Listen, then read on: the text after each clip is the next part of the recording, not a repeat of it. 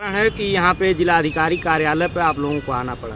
हम लोग जिलाधिकारी कार्यालय पे इकट्ठा हुए हैं। ये हमारे पदाधिकारी जो है राष्ट्रीय और ब्लॉक स्तर से लोग लेकर के, हम लोग भारतीय किसान यूनियन लोक शक्ति के सिपाही हैं। हम लोगों को चिंतन शिविर में जाना है, जिसको हम लोगों ने अवगत कराने के लिए यहाँ आए हैं। आज 7 तारीख को और 12, 13, 14 जून को हमारा हरिद्वार में चिंतन शिविर है, जिसमें हम लोग चढ़ बढ़ कर हिस्सा लेंगे और तमाम राज्यों से वहाँ लोग आते हैं। हर राज्यों से, ज़िले से, ब्लॉक से हम लोग इकट्ठा होते हैं और वहाँ पे हर मामले को निस्तारण किया जाता। अगली रणनीति तय की जाती है कि हम लोग आगे क्या करेंगे। बाकी हमारे दिलीप किसान जी हैं। मैं भारतीय किसान यूनियन लोक शक्ति पूर्वांचल प्रभारी। आज मुझे जिला अधिकारी के यहाँ आने का मतलब यही था कि अपने गोरखपुर जनपद से और देवरिया महाराज इस मंडल से तमाम किसान साथियों के साथ हरिद्वार के लिए प्रस्थान करेंगे।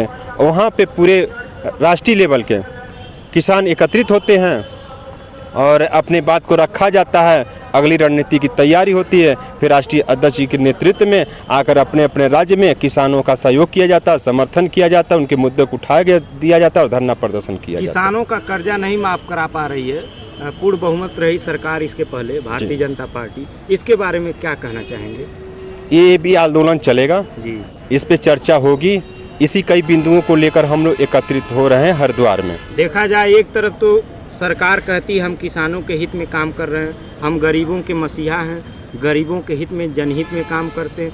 क्या सरकार की कही हुई बात सत्य है? जहाँ सत्य थी जनता ने दिखा दिया कितना सत्य थे और किसानों ने भी दिखा दिया। जिस तरह किसानों के साथ अत्याचार किया गया, कितने किसानों के बलिदान दिया गया। आपको पता होगा खीर लखीमपुर में टोनी मिश्रा चुनाव नहीं जीत सके। एक किसान के साथ दुर्व्यवहार करने के कारण ऐसा हुआ है। और इस बार भी सरकार तो अल्पमत में है, वो अपने आप को लाख कहें कि मैं बहुमत में हूँ, बहुमत में नहीं है। आज भी उनको किसी सहारे की ही ज़रूरत है।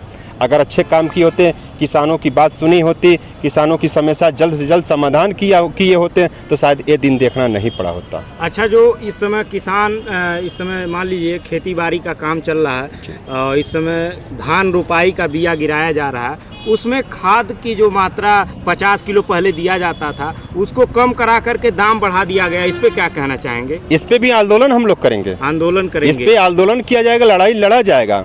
आप कह रहे हैं एक तरफ किसानों की सारी सुविधा दी जा रही है, दूसरी तरफ खुलेआम मेरे आंखों के सामने जो 50 किलो की यूरिया 45 किलो करके उसको कम करके आप मुझे उसी रेट में दे रहे हैं, तो फिर मेरे साथ क्या कर रहे हैं आप? तो सरकार का मेन उद्देश्य है गरीबी हटाना कि गरीबों को हटाना? ये कुछ भी कर सकती है, ये कुछ भी कर सकती है। सक्षम थी जी। शायद अब सक्षम नहीं है, अब सक्षम नहीं है। लाख कोशिश कर लें। तो आप संदेश क्या देना चाहते हैं किसानों भाइयों को? मैं किसान भाई को संदेश देना चाहता हूं, आपकी लड़ाई हमेशा जारी रहेगी। जब तक आपको न्याय नहीं मिलेगा तब तक भारतीय किसान यूनियन लोक शक्ति जमीन स्तर पर लड़ाई लड़ेगी। क्या किसानों के साथ कोई भी अगर उनके साथ दुर्व्यवहार किया जाता है तो आप लोगों का क्या योगदान रहेगा? पूरा योगदान रहेगा। पूरा योगदान रहेगा। क्या नाम है आपका?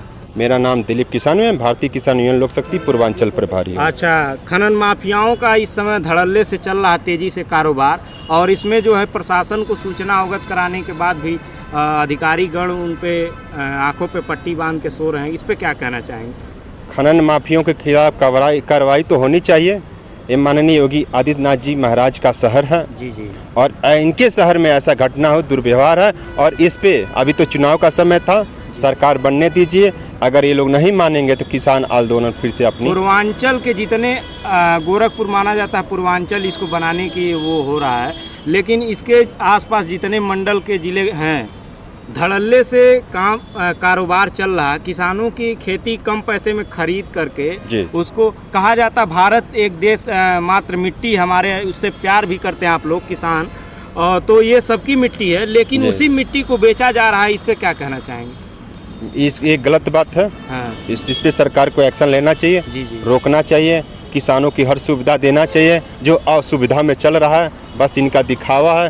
ये दिखावा के खिलाफ अब सरकार बनने के बाद नई रणनीति गोरखपुर जनपद में तैयार होगा। दिलीप किसान कहते हैं हर किसानों की समस्याओं के समाधान के लिए दिलीप किसान सबसे आगे रहेंगे। कहा ये नारा दिया गया है कि जय जवान जय किसान।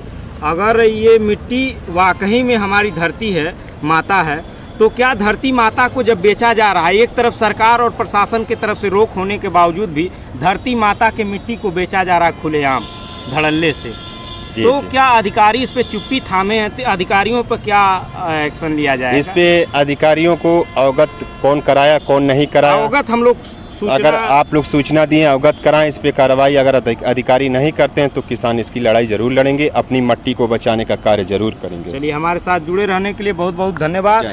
और हम लोग इस समय गोरखपुर उत्तर प्रदेश में मौजूद हैं। अभी हमारी किसानों से बात हो रही थी। ऐसे ही समाचार देखने के लिए हमारे चैनल पे बने रहें। नमस्कार, आप देख रहे हैं आपका आवाज़।